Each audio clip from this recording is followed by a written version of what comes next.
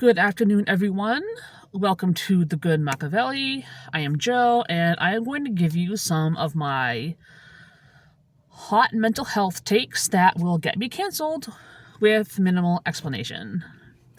Number one, being invalidated isn't that big of a deal.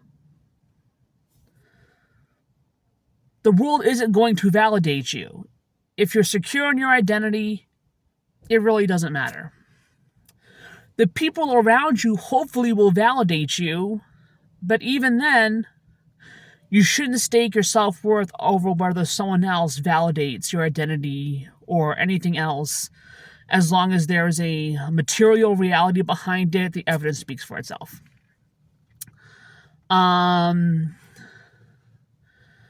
I've heard it said in autism and neurodivergent spaces that the capitalist system is not geared towards autistic people or ADHD people, that we were not designed for it, we cannot succeed in it.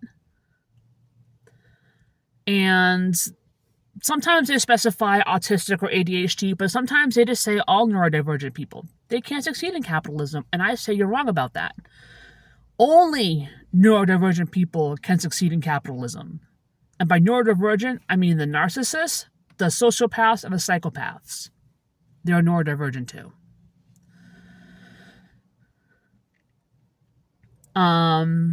Being autistic, ADHD, or neurodivergent is a neutral material reality, an immutable characteristic. It has nothing to do with how good of a person you are.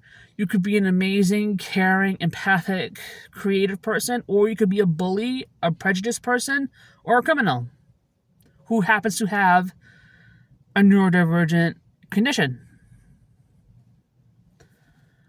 And I do not believe that justice sensitivity is a real thing.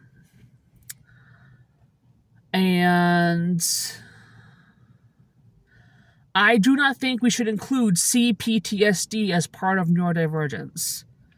On a very strict basic level, CPTSD changes how your brain and nervous system works, and it's neurodivergent in that respect. But neurodivergence is something that people tend to build their identity around, and I don't think it's safe or productive to build your identity around your trauma or your external circumstances.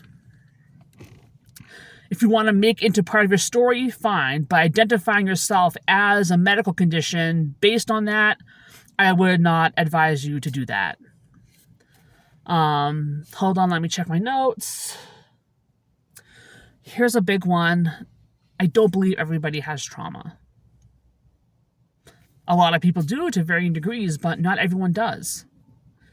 You don't need to have a harrowing backstory to be an interesting person.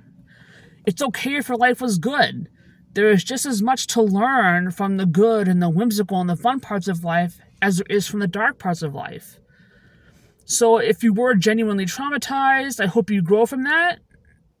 And if you weren't, enjoy it. Make something beautiful out of it. It's okay.